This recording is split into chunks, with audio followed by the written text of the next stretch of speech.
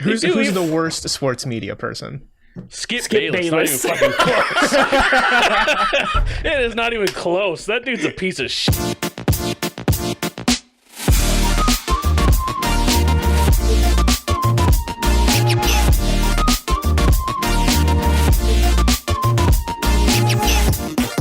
Hello, everybody. Welcome to the TechRaptor podcast. I'm Robert Scarpnito, your features editor. And Rotten, editor-in-chief. Rutledge Doggett, site founder. And Stretch is off this week. He's dead. Do you want to say anything about... Oh, okay, he's dead this time. Not fired. Yeah. No, we fired him last time just for an hour, and we realized what a grievous mistake that was. It's permanent this time. So, Oh no. look for a fourth host.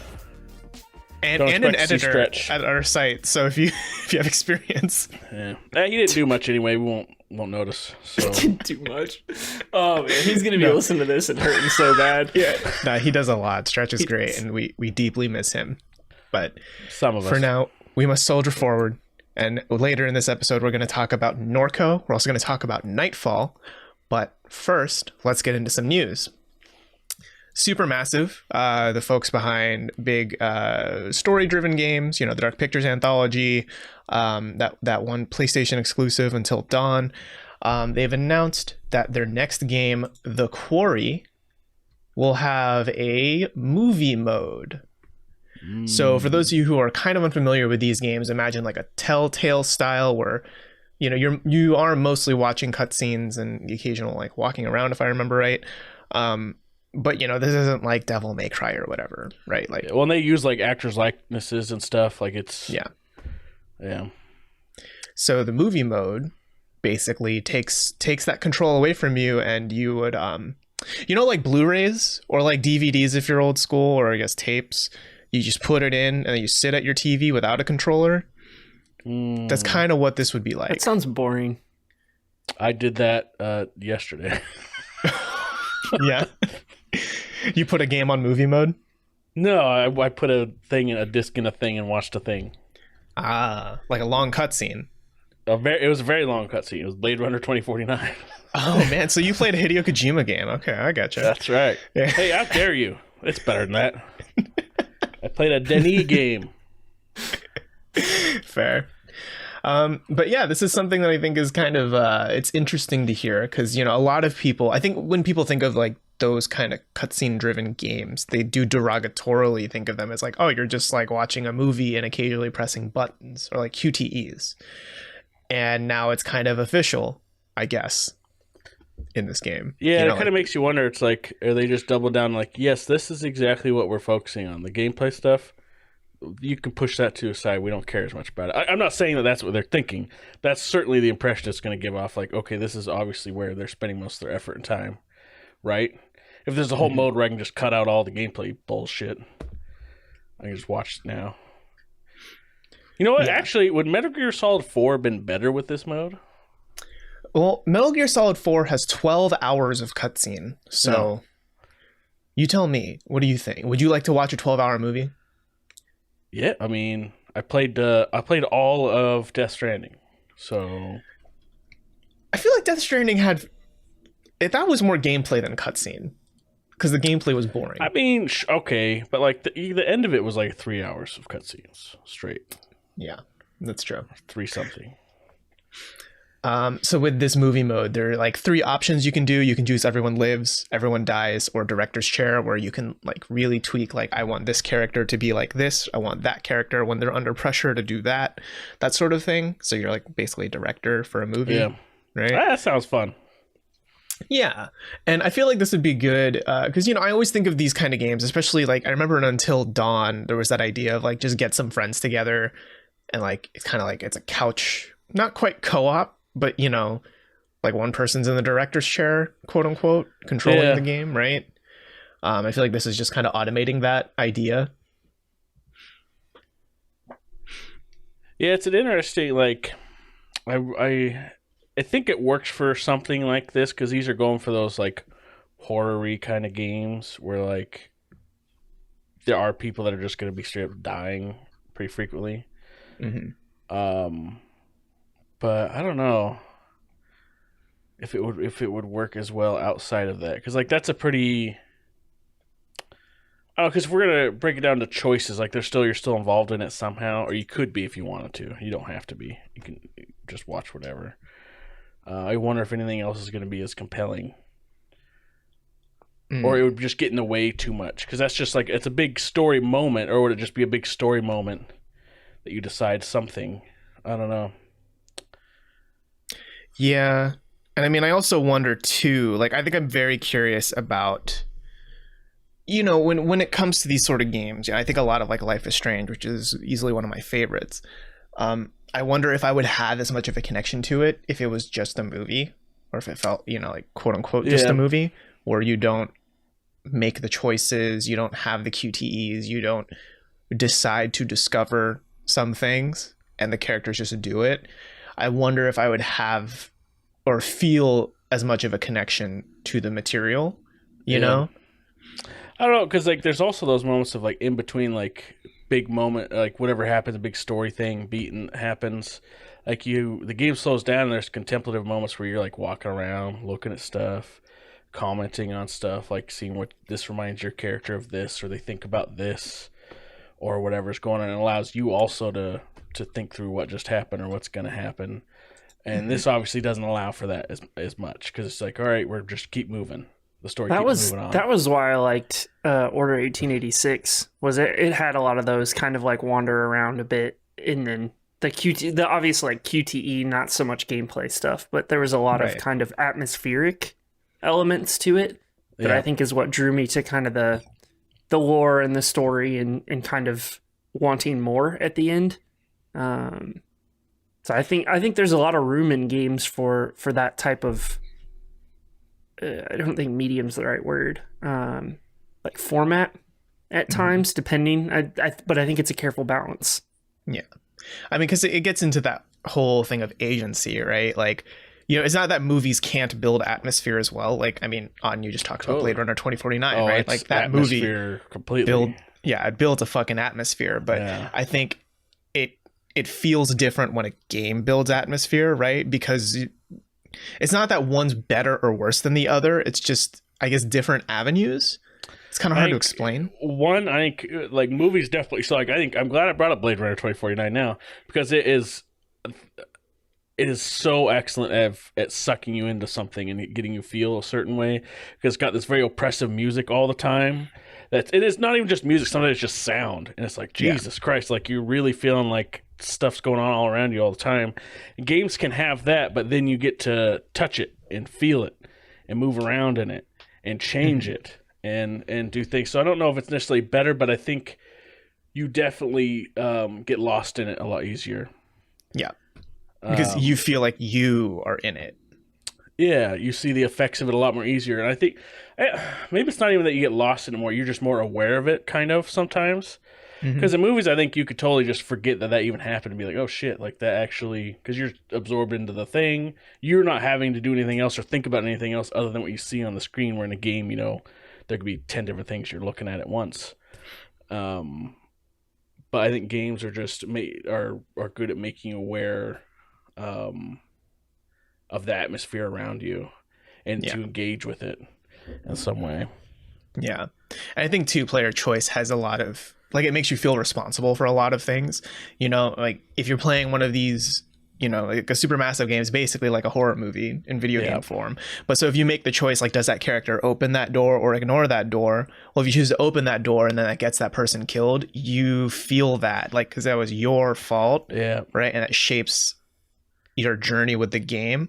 But it's not like you watch Blade Runner 2049 and you tell Kay, like, I want Kay to do that, or I want Kay to feel this, right? Like, Kay just does the thing and you observe how he reacts, what he does, etc. Yeah.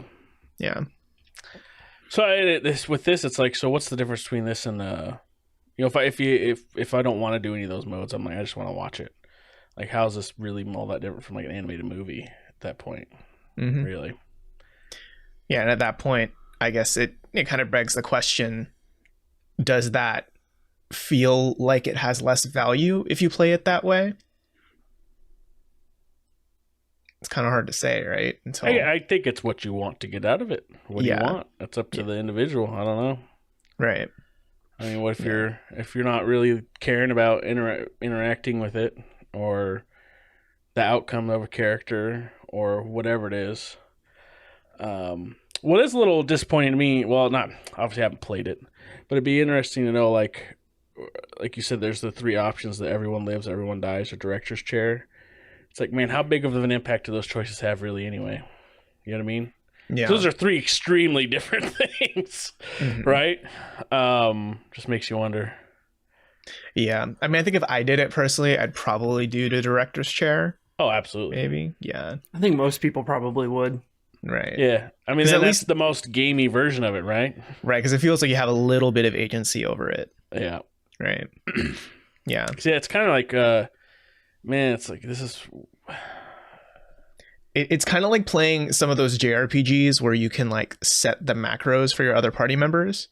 A bit. Yeah. I was You know, almost going to like- think of like Bandersnatch on Netflix, right? I was Yeah, kind of you're waiting just for making- somebody to say that. Yeah. Those, Yeah. like, it's very similar to that. Mm-hmm. Yeah. This is basically Netflix. Is that what we're saying? Well, I mean, it's like, I don't know. It's the lightest form of interactivity you can have, I guess. If you're going to do those modes. Obviously, you can play the game. I don't know what the gameplay is like. I don't know what it'll be, how you interact with it or whatever. But if you're going to do it with this movie mode and do one of those three versions of it, it's very much just I don't know, like those YouTube videos where it's like, all right, click this one and you go on to the next clip of this story or whatever. Mm-hmm. Kind of gives you that vibe. No, and I'm not disparaging those. Obviously, this has got a much bigger budget and thought put into it, but I don't know. Yeah. I can't wait to hear all the "is this a game" fucking debates happening. Even better, is this art? I can't Oh wait my for God. that. Can't wait for that. It's gonna be so good. I hope it wins an Oscar. Because it's basically a movie now, right? I mean, if they play in the theaters, then they can they can work towards it. You played in theaters. You've just got a dude behind the projector with a fucking controller making the choices, and the audience is like, "Oh!" Well, I mean, didn't they one of the games implement the thing where like it's Twitch integration, right? Where like Twitch chat can make the decisions, Oh yeah. Something, right. yeah. Yeah, There's all so- kinds of games that have that. right? Yeah. So Oh, wouldn't I this don't just know. be like another Twitch Clue? plays Pokemon. You know, the Clue, the Tim Curry Clue movie, where like depending on where you saw it or whatever, it had a different ending. Oh, really? I don't know Yeah. about that. I don't remember that. Clue's a great movie. Yeah, it's obviously it's based on the board game, and it's got Mr. Green and Professor blah blah blah. And it would, depending on what theater you're at, it had a different ending of who did it, because there was different things you could explain it in different ways, and there's like 4 different endings, I think, maybe more. That's kind of cool. And that was done in the 80s. Hmm. It's a good movie. It's a fun movie. People should watch it. Yeah. I mean, I feel like this will be kind of the same thing, right? Where the discourse when it comes out is going to be, you know, oh, I set my director's chair settings to XYZ, and this is how it ended for me, right? Or I like, wonder this is how, who lived how and died. different it will be. Because if it's simply just who lived and died, then I mean, Yeah. not all that impressive to me. At that point, it's like, okay, so it's just who's around. How much of a big of an effect on the story did that really have, or the game really? Mm-hmm. Um, In other news, big fans of Loop Hero can get excited because there's another Loop Hero video game out there called Loop Odyssey. yeah, it's the sequel. Oh wait, sorry. I'm sorry. It's now named Stuck in Time. I'm Not going to Loop be Odyssey. honest. I didn't read this news until today, and I thought that's what it was. Oh, like a sequel. I just saw the title on the website, and I was like, oh, it's just a sequel to Loop Hero. Should I be So- down for, because Loop Hero is fantastic. Loop Hero is great. Killer soundtrack too. Installed Yeah. it on my Mac last night to play. It's on a the great couch. game. hmm I have it on my Steam Deck. It's been pretty good there.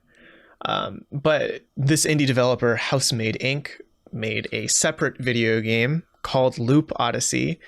And if you look at the trailer, it looks a lot like Yeah. Loop Hero. Even It's their very key similar. art, their logo looks almost identical. It's got the same text, like font and everything. Mhm. Like when you go through a loop or a turn, and it's got the little running man in the box. If you've played Loop Hero, you know what I'm talking about. It's Oh, the wow. exact same box. Yep. it's pretty blatant. The gameplay looks different. There are some changes. Good for them on that. But it's like, man, did you take a lot of just straight up rip off stuff from them? Like, there's no question. Didn't even ask to borrow their homework. It's just, whew. So I believe they folks behind Loop Hero, and Devolver, right? That's a Devolver published game. Yep. Issued to DMCA, which is why now the game, if you are interested in checking it out, it's now called Stuck in Time, as opposed to Loop Odyssey. Yeah. Which was also the premise of Loop Hero. Yeah. I can't comment on the game's quality, but I can say, hey, Loop Hero is pretty fucking good, so play that one. Yeah, and then what's so stupid about it is there's all kind of games like Loop Hero come out where it's like, oh, this is kind of a neat idea done in an interesting way. It's gonna spawn games that take stuff from it. That's how it works. But it's like, Jesus, you don't have to take what the look of it, the name, all this stuff. You don't need to do that. You can make your own thing and quote unquote steal mechanics from games. No problem. Mm-hmm. Yeah. It happens all the time. It's ridiculous. Yeah. It's just part of the industry, right? Either taking specific mechanics or taking a mechanic and making a change to it that makes it unique. There's not much games you can do wholly there. Original. Yeah. Everything draws from something. That's what was so crazy about Death Stranding. It was just completely new. Mm-hmm. Anyway, this House-Made Inc. Couldn't find anything on them. Don't know anything this is about their first game. Don't know who they are. It's just kind of weird. Yeah, I mean, it has all the ingredients needed to feel and look like a cash grab, asset flip sort of thing. Yeah. Not that we can say that definitively is what this is, but not having played it. Maybe it was just a really stupid. They're like, okay, we gotta, we want people to definitely think it's like Loop Hero because we want to look similar. It's like all those games that came out after Dead Cells. Well, Fall Guys, but Dead Cells that had the exact same style as Dead Cells in terms of the look. It's like, all right, and the gameplay, you can make it a little different. Yeah. Similar kind of vibe here, other than just more blatant. Mm-hmm. Yeah. So guys, look forward to my new game coming out. I'm calling it Elden Loop. Mm-hmm. It's Elden Circle. It's an action RPG. Isn't that really what it is now? Anyway, aren't most people stuck in a loop of constantly dying and back? Two bosses, yeah, kind of. It's already that. Mm-hmm. Well, I mean, there could be a good game behind it. Is what I was saying. Like they're for some reason they're aping and more or less just straight up stealing the look of Loop Hero in some ways, but what you're seeing behind it, like screenshots, some of the stuff in the trailer, it looks like there's quite a bit different going on. I don't know what it all means, but there could be a cool game under there. But now, unfortunately, it's got the stigma of, they steal all this stuff from Loop Hero potentially, or it looks like they did anyway. Right. I mean, yeah, this one just it looks a little too close, right? And it's and I get that when it comes to pixel art, there's only so many things you can do, right? But you're still creating an aesthetic that does look a lot. I mean, you could even a little more creative than this. Yeah, a lot of the rock textures I remember seeing in that trailer, they look a lot like the rock textures you can make in Loop Hero when you put down those cards, So it's like, Yeah, I noticed that too. They're clearly going for which is a bummer because I'm totally down for games like using Loop Hero as a launch pad to try some weird shit. Loop Hero is great, and I'd love more games around that genre. So that's why it's unfortunate to be like, guys, you probably really didn't need this because just looking at what's behind it, seemingly there's enough there to be like, oh, this is kind of weird and funky. And if I hadn't have known about this story before, I'd probably be more interested in it than I am now. Mm-hmm. Yeah, I mean, this isn't the first time we've seen DMCA's for name changes, right? No, actually, absolutely not. It Takes Two. That is that. Yeah, I don't even know if that's launched still yet with the new name. I haven't heard. I don't know. I don't remember seeing any news. Maybe. Yeah, that's a big one. Right, but that's also for a dumb reason, right? Because Takes Two Interactive. Very, very stupid reason. Yeah, it's not even this looks the same as our blockbuster Take Two hit game. Well, it must be still being litigated or talked about because it's still listed as It Takes Two everywhere. So I'm sure they'll figure it out. And now that it's like one Game of the Year at Game Awards, I'm sure they're very much want to keep the name. Oh yeah, that has a lot of pedigree, right? Yeah, so I don't know what'll happen there. Yeah, Game of the Year title formerly known as It Takes Two. Yeah.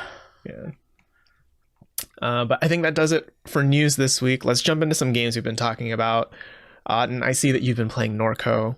I'm excited to hear about this because I've been hearing some buzz. Yes. Why don't you tell us about Norco? Norco right now is, I think it's the sleeper hit of the year for people. Not enough people know about it. It's on Game Pass now, so there's no excuse to not try it if it's something you're interested in. It's a point and click adventure game. It's very narrative heavy, set in southern Louisiana, and feels very contemporary, but also like some weird sci-fi stuff going on. Like you have a robot that lives with you, kind of thing. And don't we all? Yeah, you know. But other than that, like there's not much else that's all that different from modern life, really. Obviously, that's a big difference. A robot hanging around, but the writing in it is great. The characterizations it has in it are fantastic. Just the straight up dialogue and prose of it is funny. Like is really good and also funny. Like I can't think of books or mini games really that like genuinely have me like actually laughing more than like and exhaling through my nose and like, that was funny. Wait, I thought you played Borderlands. Those games are fucking hilarious. Right? I think Randy Pitchford's hilarious. Okay. I think the concept of Randy Pitchford. His magic show did have me laughing, but not for the reasons he wanted. I don't think. Well, that's called art. That's true. Damn, I forgot about that. But Norco is, I am so in love with it. Like, there's so many good little things in it, good nuggets, like, and so many surprising things. Like the people. I'm looking at a screenshot I saved. It's not going to work well if I read it, but it's so funny. It's such a good game to play through. It's pretty light on the point and click stuff in terms of like go here and get this item and try to logic puzzle your way through this thingy. Right. Not a lot of that happening. It is very much like you're kind of just going through the motions for the most part. And you can get kind of creative with the stuff that you collect, but you're not going to have a big inventory system or even collect that many things. And it's mostly kind of side stuff that you get it. Like you're never going to be locked because you can't figure out a puzzle. Like you're never going to be stuck for progress. But it's mostly like if you think creatively, sometimes very obvious. Other times you have to think a little creatively on how to use an item or a thing that you have, and it almost always rewards you with some like wacky shit. But the basic of the story is that you play this, I think it's Kay's a woman, a girl who comes back home after being away, and her mom had just passed from cancer. And you're trying to like, and your mom is this very like enigmatic, like she's always into all this weird shit. And there's a local company nearby that has this refinery that she seems to have been involved with somehow. And so you're getting back there after she's dead, and like you're figuring out what the hell happened to her, and where's your brother at? And you have to figure out where he went. Why is he not around? And that's kind of the main vein of the story. And then, as you play a little bit, you play as the mom for a few weeks before she died. What was she doing? What was it she was investigating? What happened to her? And there's just all kinds of weird shit that happens in it. It's great sci-fi. And it's just got a vibe for it that I really like. I think I heard a lot of people that have played it have talked about like Disco Elysium in a way. I think that's just the easy, like, because it's a well-written, funny thing that did really well. I guess it's kind of like that in terms of its tone, but it's toned down some, if you know what I mean. Like, Disco Elysium goes at it hard with what it's going for, which I love it for. I think it's one of my favorite games of all time.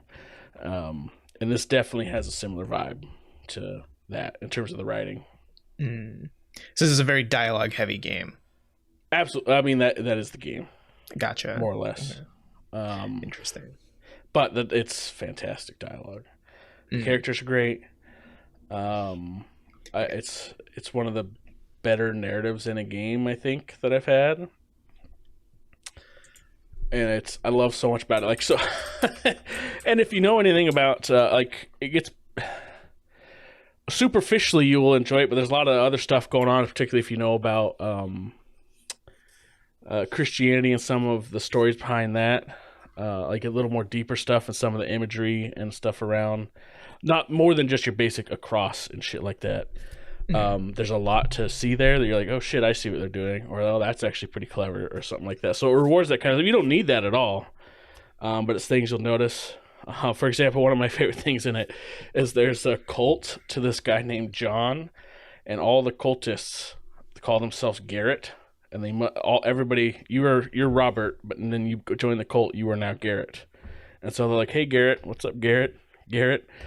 And what's great about that is that the cult leader, he's like, all right, I call you guys all Garrett because you asked me to. So it's nothing to do with him. They just collectively are like, we want to be called Garrett individually. It has no meaning other than that. Seemingly, they're wearing blue polos. It's like those were just leftover Best Buy employee shirts with the Garrett name tags, and that's why they named themselves that. So they're all Garretts now, and it's pretty great. Okay, interesting. It's just the vibe of it. I love so much of it. It's great. I definitely want to check it out because I've seen this game won that Tribeca Games Award, right? Like the first ever Tribeca Games Award. I see why. Yeah, okay. So you think it's like, okay, that it makes sense to you in a way. It's the best written game I've played since Disco Elysium. Okay, high praise. So no question to me on that one.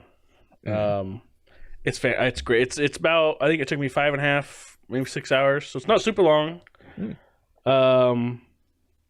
It's wholly engaging the entire time. The story is great. The plotting is great. Everything's kind of always moving forward. There's always something to do. I love the characters. Anytime that you have the opportunity to talk to someone and just ask them more questions, because you could definitely be like, I'm fucking done with this, and then your character's like, yeah, I'm never talking to you again, and then you can't come back to it. Always do those conversations because they almost always pay off. Like it's one story is, I think it's the only time in any game I've ever like, I don't know how to, it sounds so crazy, like that really made me laugh really hard, and like I had to come together for a moment as I'm reading through this story because it was that funny. And it doesn't, I don't have that in games. It doesn't happen. And there were several moments where I was genuinely caught off guard or thought it was hilarious what was going on. Obviously, everybody's humor is different, so that's not going to mean it's going to be that way for everybody. But I think it's a hilarious game. Nice. But it's not always trying to be funny. Would you say you like it more than Tunic right now? Because I know you were also really big on that game. There's two different reasons. They're two different games. It's like... I can't really compare them. They're not comparable. Okay. I do love Tunic a lot for what it does for games and how it plays with game design and the way that, particularly for people that have played a lot of games, how it kind of turns stuff on your head, like stuff that people that know a lot about games will definitely appreciate because it's like, oh shit, that was actually very subtly clever. That's great for that mechanically and technically. Where this is just, I guess, I mean, because it's pretty light on the point and click stuff, like I would have enjoyed this probably as a book also. It's pretty well written. But like the art of it definitely puts you in because it gives a very specific vibe. Like if you go look at the trailer, the art for it right now, you should know kind of the atmosphere you're getting into pretty easily with it. And the music that goes with it, fitting in with it, like it definitely creates an ambiance when you're reading it and playing through it and running through the different areas. But yeah, it's so hard to compare it to Tunic. In terms of like, if you're talking like, so I said earlier in one of the podcasts that's my early favorite for our indie game of the year. I think Norco should at least be talked about with it as a contender. I think I'll be one of the few. Maybe you will join me in that. But I have to play it first before I throw my hat in that ring. But yeah, I definitely want to check it out. It's so good. It's so worth time, especially if you have Game Pass. There's no reason not to try it. It does a lot of really good stuff. And I was learning Norco, I guess that's a real town just outside of New Orleans, and it's set in that town. Because I was looking up stuff before this because I knew I was going to talk about it, and I started looking at the map, and I'm like, oh shit, that's the street. So it's accurate. It's Norco, the real Norco. So I was like, because you live on Apple Street or whatever, and I was like, oh, I wonder if there's actually an Apple Street. Yep, and there's that and that, and I was like, oh shit, okay, so it's a... Oh, and you live next to this big this refinery. Oh shit, there's the factory on the map. Like, and there are all the robots that are there. That's right. Norco. Yeah.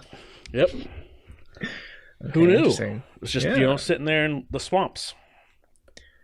Well, I'll definitely check out Norco. I'll let you know if I do, and I might talk about it on the show if I get into it, because Norco's good. I would. There's so much I want to talk about with it that I'm not going to spoil because it's a story, but it's a very, very, very, very good game.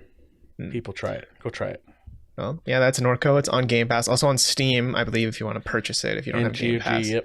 Yeah. So there you go if you want to check that out. Rut, do you want to talk to us about Knightfall, A Daring Journey?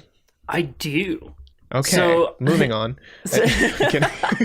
How dare you? No, it's this was kind of a sleeper for me in terms of original expectations, because the devs basically made this as an April Fool's joke. They made it in 5 weeks for a game jam, and the first post on April 1st, they were like, we want to set expectations. We don't plan to continuously develop this. It was just made for fun. And now we're 5 updates in, and it's a paid, you can buy it now. It started off as kind of like a free gag joke, and they've like actually added continuous improvements, and there's 900 people playing it right now. Hell yeah. But it's a pseudo battle royale, I guess. So it was originally 12 teams of 2 on a map. It's 2 burros on a horse. And there's a day-night cycle. So during the day, you're trying to make your way to the next town, and then there'll sometimes be another team there, and you've got to fight. And then the night cycle, if you haven't made it to a town, you freeze to death. And so you go to 2 towns, and then you go to the castle to try and capture the rose. And it's in the same vein as their other games, like totally accurate Battleground Simulator, totally accurate Battle Royale, or Battlegrounds. It's I don't know how to describe it, but we've been having so much fun playing it. Like, as you're going between each town, it's both of you on a horse, and you can drift the horse. So you drift like around most corners. Horses. Yeah, I mean, you drift around corners, and then you like pick up a boost based on how well you drifted. So is this Mario Kart with horses? Mario Horse. Yes. Oh. And it's amusing. Like, and if you miss the turn badly and you end up in the grass, you get a slowdown because the horse starts eating the grass. I think at first we were like, why the fuck are we slowing down in the grass? And then you just hear the horse munching, and you're like, oh, that's real, guys. man. If you've ever been around horses, that's something you got to watch for you. Yeah, they just eat grass constantly. That's genuinely, you have to be like, hey, fucking stop it. We're doing shit here. Yeah. They're the opposite of gamers. They touch grass a lot. Yes. And it's just, so you get to the town, and as you approach, it'll be like, you're near a town, it lies quiet, or the team knows that you're coming. And so it'll actually, as you approach the town, tell the other team that you're approaching, or vice versa. You get told that there's another group approaching. And you duke it out. There's like, it's pretty much all guns. It's knights with guns. Yeah, I was gonna ask. I saw the trailer and I was like, "Oh, this looks like knights." And then they switched to first-person view. Yep. And you have like a model 1887 from Modern Warfare 2. Yeah. You've got a musket, an AK. Now there's an AK-47. There's now an M4A1, a revolver that just like rapid fire, like fanning. There's now a bow, and then there's like the base revolver and a shotgun. And each one is amusing to shoot. Like you shoot the musket, and then you like flip it around, and then it's reloaded. And then there's a Glock it feels more like an Uzi than a Glock. But the goal is to get to the end, be the last team standing, and get the rose. And when you pick up the rose, it plays a cinematic where it does that like dramatic like jump to grab the rose, and then you hand it to your bro, and like you do like heart hands and stuff. Yeah, and it's so amusing. And I think I wrote the Steam review. I was like, drifted a horse, killed a couple of knights, gave my bro a rose, and that's the premise. And it's enjoyable, and lighthearted, and just kind of a quick 10 minutes at the most per match. And it's, I don't know. I didn't expect it. I was like, oh, this is going to be dumb. We got to try it. It'll be fun. And we're like, this is like legitimately good. And they're making like updates that actually kind of enhance the experience and are drawing in more players. So I'm very curious to see if that original premise of, hey, we made this for shits and giggles, just play it for fun, if this is going to develop into like a fully fledged game that they will support long term, because they should. It's well made. All of the details, the small things that make gameplay enjoyable are there. So I hope they do more, and they kind of build on what they've created. Yeah, I mean, that sounds like the perfect amount of like, hey, let's do this for fun, right? And then it like actually catches on. It's kind of like Among Us, right? In a way where that was kind of like, it was out for like 3 years before it like caught on, right? Because it was just like, yeah, it's whatever. Yeah, it started on mobile. Yeah. So this game sounds like exactly what games are made. It's fucking wacky, weird stuff that sounds so incredibly stupid. But that's what's so great about it. I'm willing to bet the developers were out at a bar one day drinking, and they were like a little tipsy, and were like, hey, what if a knight had a gun? And then the rest of the game just kind of came together. You know what I mean? It has that energy. Yeah. Have you ever drifted a horse? Yeah. And somebody's like, we should make a game around that. Speaking of energy, we could not have had like two opposite games. Yeah, in a row.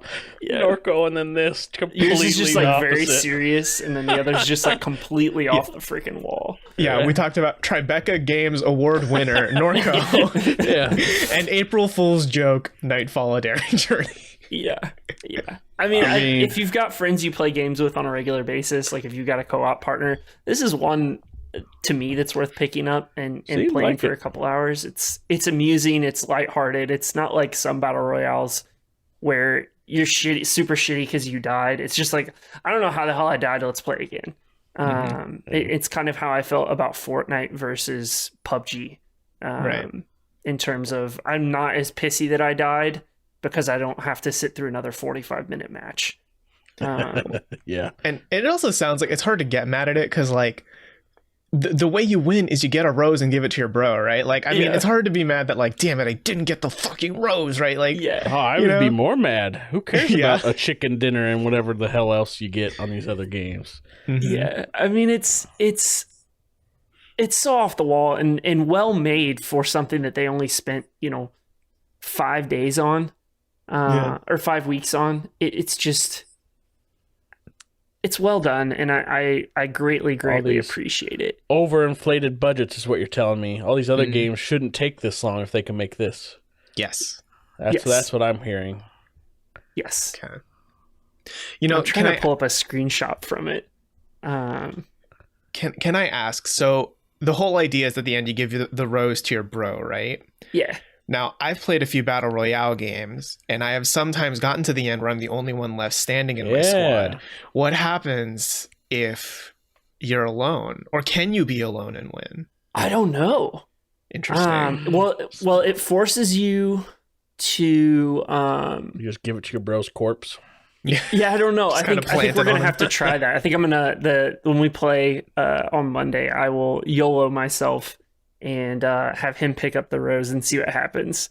But you can revive your partner. You basically become a ghost and you can screw with the other people a bit. But it's... I'm going to have to try that. What if they give it to like a child knight, who's just a kid that's wearing knight's armor and implying it's his child? Oh no. Your dad died, but here's his rose. That'd be pretty. We're giving them ideas. Yeah. Yeah. Oh, it sounds great. That's Knightfall: A Daring Journey out on Steam for now, right? Like that's It's like $6, I think. So it's not Seems like anything a good particularly time. expensive. It's worth the money. Hell yeah. Speaking of worth the money, I've still been playing a lot of Elden Ring. That's kind of been a lot of. Like, let's put it this way. So you know how on the PS5 when you press the PlayStation button, you see like the trophies come up, right? Like the things that you can track toward getting. And I saw one that's just the Tale of Elden Ring, which I'm pretty sure to do that trophy is just like beat the game. And it said 2+ hours remaining to complete it. It has said that for the past 118 hours. Any day now. I am at 120 hours in this game. I'm gonna have to look that achievement up, and I'm gonna laugh if it's just like you had to pull something up in like a journal that's just in the menu. I hope it's not, because I think every time I've beaten one of the big bosses, like the ones you need to beat, you're just waiting to see it say like an hour. Yeah. I mean, I think I'm within an hour of the end, because like I'm at the final boss. I just took a detour like clean up. I'm pretty sure. Like I'm at a door that screams final boss energy, like to the point where I was saying to myself, okay, I need to go do everything else. 50 times to get through. Maybe I did do that wall. It's so fucking useless. It's pointless. It's not even a useful shortcut. But yeah, I don't know. It's been a while since I've played a game for 120 hours, like just that one game. You know what I mean? And I think Elden Ring still fully delivers. Like I feel the same way about this that I did like in the first 3 or 4 hours. Like there's still always new stuff to discover, even this far in.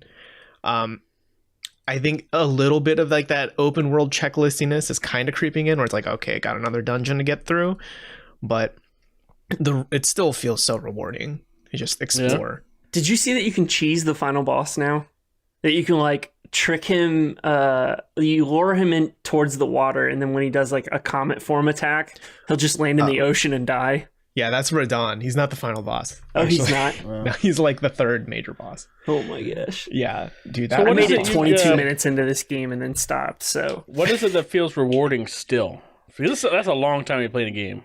So I think it's getting basic like equipment items. Like this is a game you can min-max stuff, right? So it's Borderlands. And it is Borderlands, right? So it's definitely like a numbers game at some point. Like I've gotten past the point where now it's more stuff like you do the same thing but better or bigger number, right? Like this gives you more fire defense, and then this version gives you even more fire defense. Like that's the kind of stuff you're running into, but the challenge keeps ramping up to the point where like you need that stuff, right?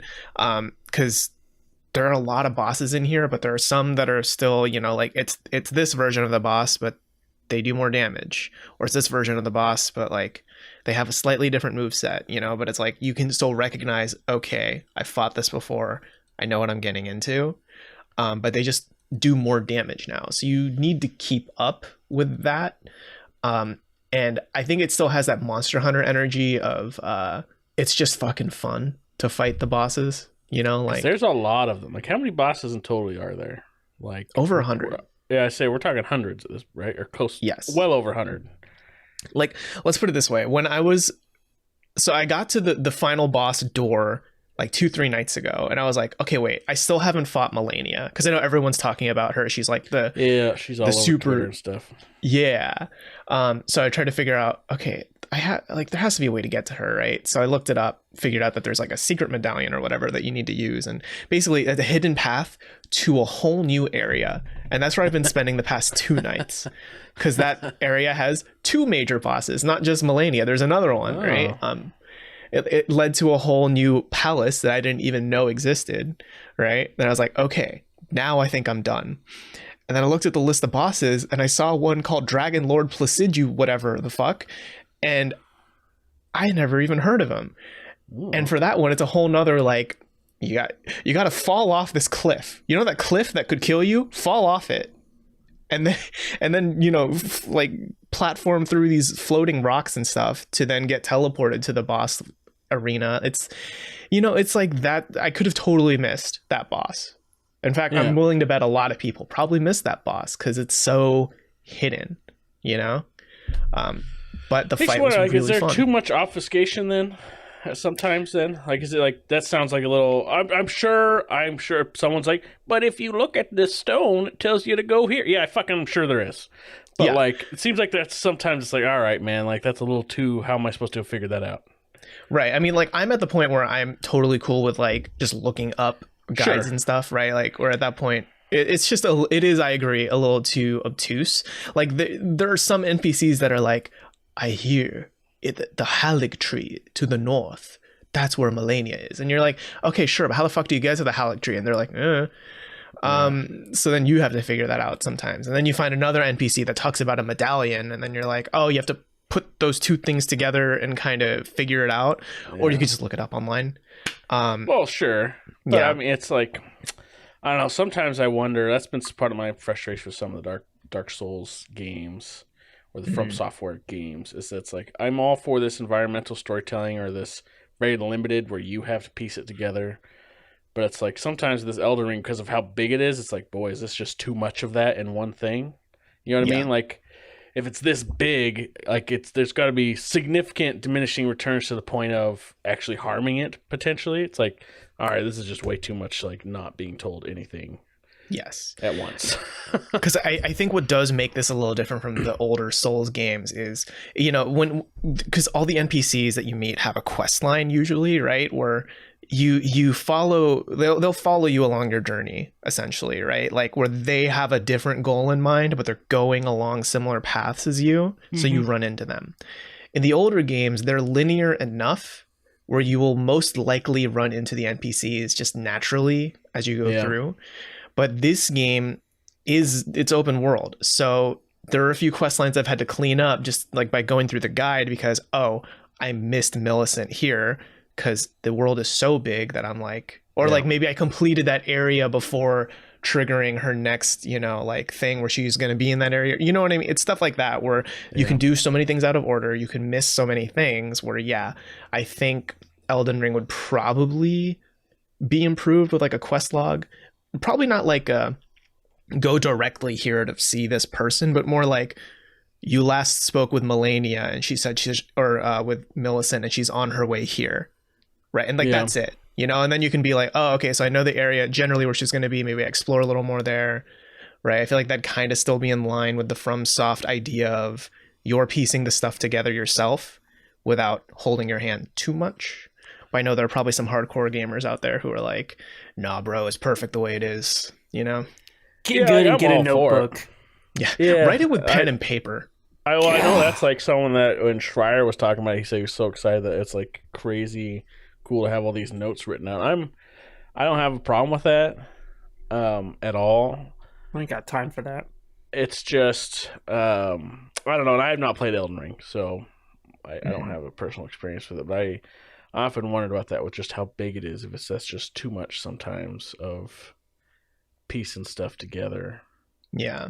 Because how many times in a row can I do that where it's like, man, this is still real satisfying? Like, I don't know. Like there are a few NPC quests that I haven't finished, and I am now at the point where I'm like, okay, I don't care enough to figure that payoff.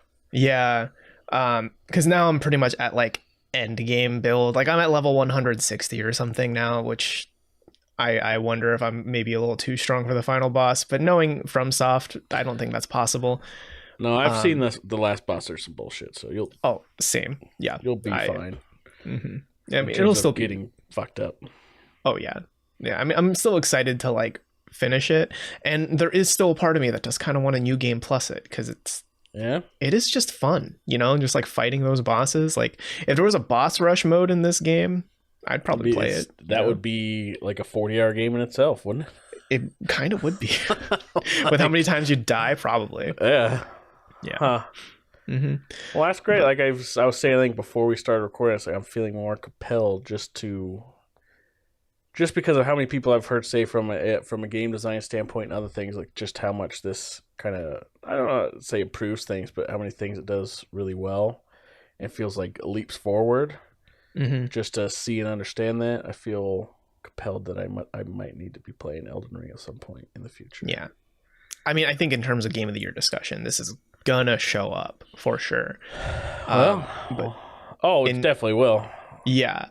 But I think what makes it, because I remember seeing quotes before from Miyazaki saying like, this isn't an easy game, but it's going to be the most approachable Souls-like game from FromSoft. And I think I agree. And now that I'm 120 hours in, I think where that clicks with me, where I'm like, this is the big brain. This is why the open world works is, yes, you're going to have those hard checkpoints, right? Like where you're going to run into a boss, he's going to kick your ass, and there's nothing you can do about it except for get your ass kicked enough until you luckily squeak it out, right? Or now you can just go east or go south, or explore west, right? Like now you can just go somewhere else. So instead of grinding the same mobs over and over again to level up, you can just explore a few dungeons. And as you explore, you're rewarded by stuff that you can tinker with to update your build or to explore new gameplay styles, new combat styles. And all while doing that, you're quote unquote grinding to level up.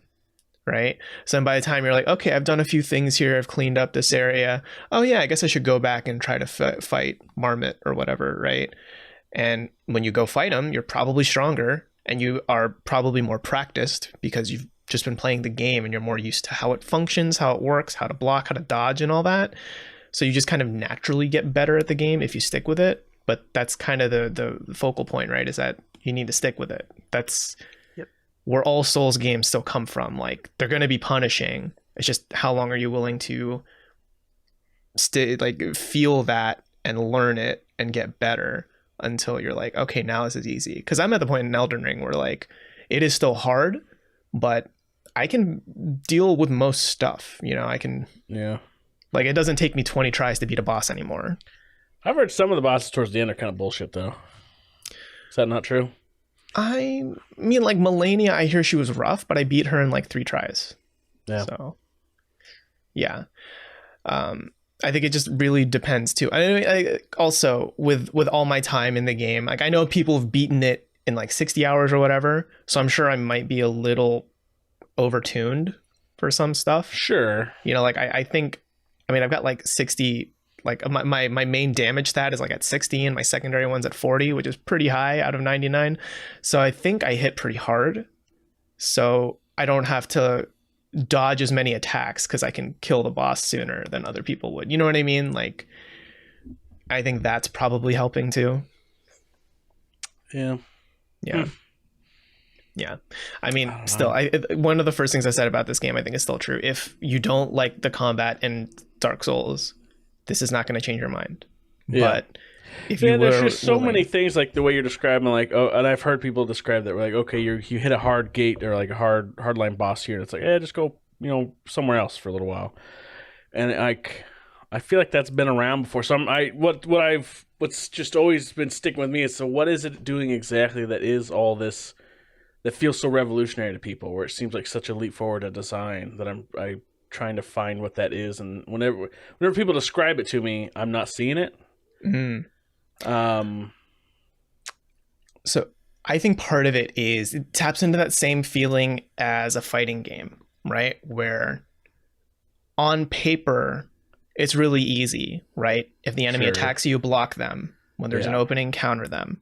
But in practice, obviously, that's not the case. Like, you probably suck at fighting games, right? Like, and then you just play it a bunch and get better. You quote unquote grind. So I think that's that same feeling Elden Ring taps into, is that, like, yes, your character gets stronger, but also you get stronger. When I think of a lot of other games that are open world and have like a hard gate like that, often it's more that, the numbers go up, right? Like in Borderlands or like in Horizon, like you do more damage. And maybe you get a little better at the game because you're like, you've been playing it a lot, your muscle memory builds, right? But I think Elden Ring is punishing enough where like there's actual there's a lot more muscle memory that needs to build, and a lot more practiced thought, and like knowing when to dodge, and kind of learning. And like I think you're just going to naturally learn how to count frames. Not that you're going to think like, oh, that moves 13 frames, but more just you're going to kind of get a feel for like, okay, that's an opening I can exploit. You know, I think there's just a lot more on you that you learn, if that makes sense. Yeah, how's that any different than any other From Software game at this point? I mean, it's not, except for instead of having to grind the same area, you can explore. Yeah, that's the big that's my difference. That's what I'm just trying to get. It's because if it's the great, really like the quintessential From Software formula, like perfected or at least made super well, cool. But like the way it gets talked about, it's like, oh my, this is such a leap forward in games, and it's like, what is it doing? Like, what exactly is it doing to do that? And no one's been still. It's like, okay, you get better at it. But like you said, like fighting games give you that same kind of feeling. Obviously, it's very extremely different, not the same at all the way you do it. But I don't know. I'm gonna have to play it myself. Yeah, I mean, it's definitely. I've not been able to see it explained to me or explained in a way that I understand what people are getting. Because that's a pretty, I won't say universal, but it's a pretty loud statement by a lot of prominent people and a lot of people all around saying that kind of thing. Mm-hmm. I just want to know, what is that exactly? Yeah, I mean, I think like revolutionary is pretty hyperbolic, because to describe this, it's Dark Souls open world, right? A big step forward. Yeah, and I mean, I don't know if I would say like this is the future of FromSoft, right? Because like it's if their next game is linear, that's fine with me. It doesn't have to be open world. It doesn't have to be Elden Ring 2, right? It's really the gameplay chops that they're really good at. And I think that's kind of where it lands, right? It's just that whether you vibe with that L1, R1 to fight sort of thing, and that punishing difficulty and exploiting, you know, attacks and stuff like that. I think of what a lot of what has connected with people who enjoy the Souls genre too is the Souls games had things you could find that were kind of unexpected, and it seems like, based on what a lot of people have said, it's almost never ending in Elden Ring in terms of things you can find. Like, people are still discovering things that are just flukes for the most part. Like the dude that hit the freaking wall for like an hour and then it opened. Mm-hmm. Just never ending secrets, I think, is what has really like driven a lot of people to just keep playing and exploring. And oh wow, I found a whole new boss. Like you said, you have to jump off a freaking cliff to get to him. Yeah. It's unique in terms of probably what we've seen. Like, the games always have secrets, but it seems like Elden Ring has secrets on secrets on secrets on secrets. Like, you get to one secret to go to the next secret to get to the next secret. And I think that's why a lot of people have kind of like been so excited about it, is they feel like no matter how much they play, they keep finding something new, whether they're looking at guides or not. Yeah, I mean, that sense of discovery is pretty powerful, but I also think it's your frame of mind, right? Because like a lot of what you're discovering is bosses, right? Yep. And if you're excited to fight them, you're like, oh fuck, I didn't expect to find this guy here, but yeah, let's go. But if you are real fucking sick of fighting that boss, you're like, I don't want to do this, you know? I think that can really shape how you perceive the game, because I wouldn't be surprised to see a lot of people drop off and not see the end of this, right? Because with 12 million sales, and that was like weeks ago, so who knows how many more, because it's definitely gotten to that point where it's mainstream and word of mouth, and people who don't normally play FromSoft Souls games might pick up Elden Ring. I'm willing to bet a lot of those people are like, either, oh, this is too hard, or like, okay, this clicked with me, but I'm 30 hours in and I'm done. Like, this is too much. Because there's definitely, I could see the argument for there's too much game in this game, right? Yeah. But it's still fun. Yeah, I mean, there's no doubt. There's just this, and I don't know. That's the way that media and everybody likes to talk about something. Anything they like a lot, there's a lot of hyperbole involved. It's the greatest thing ever. Yeah. But in terms of like that sense of self-discovery and being rewarded for that, and your own, through your own work, I guess. Mm-hmm. In terms of how, like, your own self-discovery in terms of what you find in the world and, you know, beating that boss or whatever. I guess I can understand that. Yeah. But I don't know. I mean, they also give you a lot of guardrails for literal self-discovery in terms of like your build and stuff. Like at first you're like, oh, all of these skill points are, or like attribute points are final. Well, then you learn you can respec, but then it costs a resource, and the resource is really rare until you're like 50 hours in and you have like more than you can deal with. So now you can just be like, I want to respec and like do a strength build real quick, and then get a feel for that. And you're like, I don't like that. Let me respec, go back to my dex build, or maybe build into magic, you know, like it's very forgiving for that. So you can, you know, like let's say you're kind of bored 60 hours in, respec and do a totally new build, and it feels like a totally new game. That's good. For the next that 20 was hours. Thing I had a problem with on the other ones, so you get locked in. Or it's like, oh, I put something in here. Well, that's fucking lost forever, or whatever. Yeah. I guess like what's so novel partly about it is that it takes away things that we're used to. Like you said, no quest log, no journal log thing. Is that what's so novel? We've like, because what makes me think about that is that a few times, like when I was talking about Horizon and some other games, it's like when I reviewed Witcher 3, I was tired of that formula in 2015. And we've seen so many games since then. So is it novel that if we strip that back into like, let's just get to the game, get rid of all this fluff bullshit, is that what's so novel now? You know what I mean? Because what makes me think about it is so much of like, if I just talk about The Witcher 3, I did a lot of The Witcher 3 without, I didn't want the quest things on, because the quests were really good at describing like, it's in this kind of area, if you turn left to this rock, go here, kind of thing. It really was easy to get immersed in the world that way. I think that was one of the brilliant things about the game. And you could play with the quest log and it'd tell you exactly where to go and whatever. Also, so there's definitely a powerful like immersion factor and satisfaction factor. Like, oh, I figured that out, or I did this thing.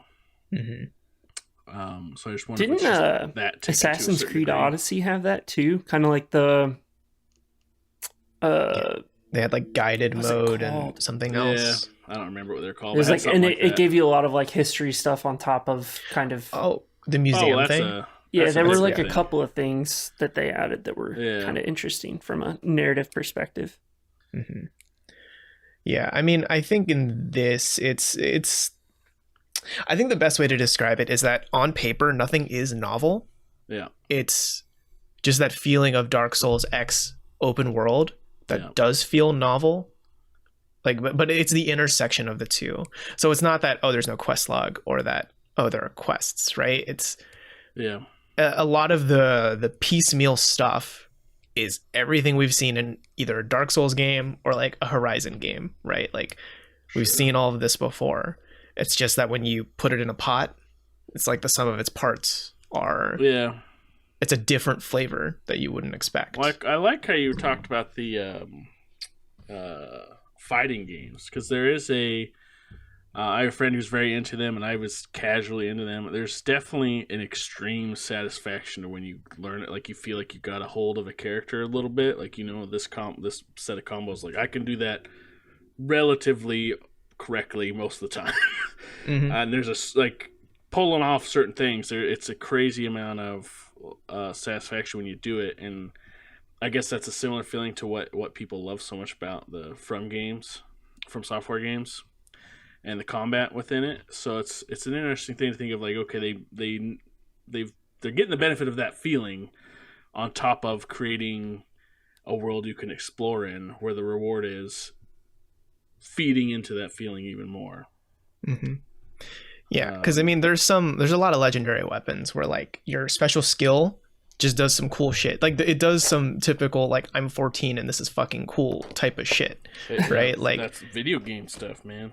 Yeah, it's video game stuff. Like one of the new swords I'm using, it's like, okay, you charge it up and then you lunge forward and you can do 2 slashes and a trail of fire just follows the slashes and explodes. I was like, okay, that's pretty fucking rad. I'm going to use that for a bit, right? Oh, and it causes bleed, right? So it's just that sort of thing where you can one, you always have new special skills to tinker with because you're always getting new weapons. And then two, you can always swap out those special skills because that's kind of how the game works. And then three, when you're fighting a major boss and you learn their skill set and you learn, okay, I can perfectly dodge this, and that gives me enough of a window to do my really fucking cool special skill that I love. It's that whole process that comes together and releases the endorphins in your brain. You're like, I did the cool move. I like found that right window. Because you could theoretically beat every boss without getting hit if you learn all of their moves, right? It's just, are you good enough to do that, right? Yeah. But yeah, that's Elden Ring. I mean, no surprise that, I mean, I'm enjoying it a lot, and I think there are many people out there who are also enjoying it too, just from what I'm hearing. Oh yeah. Yeah. Like I said, it's probably gonna sweep Game of the Year in a lot of places. I mean, who knows what Starfield will be? It seems like the biggest threat potential. But yeah, right now, it seems pretty obvious that's what it'll be at most outlets. Well, if you do pick it up, I'm curious if you feel anything different with it. But well, like I said, I'm just really trying to.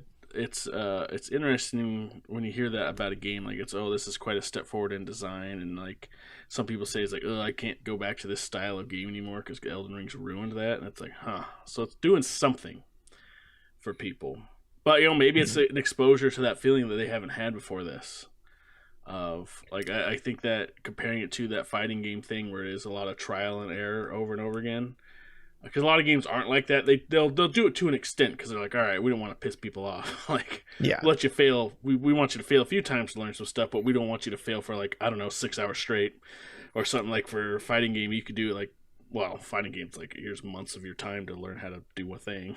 But I mean, you could argue every hour you play a fighting game, you're failing. Oh yeah. Yeah. But it's just like, I know that there's the training rooms where it's like, all right, I'm going to learn this combo even if it takes me 3 days of doing nothing but that for like a few hours a day, just so I can do that with pretty okay. And it's like, damn, and that's a small part of the game. I did that with Counter-Strike. Yeah, you learn combos, learn spray patterns, like literally just sitting there teaching yourself spray patterns for. I think it took me 100 hours to get them down, and then yeah. And then they changed them, and that was when I quit. And never so maybe that's really the brilliance of Elden Ring, is that it was able to popularize that and make that in a more easily digestible way. Well, if we want to use that analogy, I think part of it is it's really quick to learn the spray patterns or your bread and butter combo. Yeah. Because I don't think the inputs in Elden Ring are so complex where it's like L1, L1, R1, quarter circle, fireball. It's not that, right? Your combos and executing them are going to be pretty easy. The most complex bit will be figuring out your special attack, right? That every weapon has. So mastering your combo is easy. Then it's just a matter of when do I execute it, right? And that's what makes fighting games difficult. It's like, okay, sure, you have your bread and butter combo down, you're good, but you keep getting hit and you don't know how to block shit, and you don't know how to exploit that. Or there's opening. all kinds of stuff like fighting games, like you know exactly what you need to do. Fuck if I could do it, and like, yeah, because it's insane the amount of inputs you need to do. So if it's a simplified, extremely simplified, like obviously this isn't a 1-to-1 comparison, but. Maybe that is part of it. Is it has made that an easier to obtain feeling of I don't know, mastery. Because that's really what like people get into fighting is for, like, oh, I get to master a thing and really learn how to do a thing and become good at it. Exactly.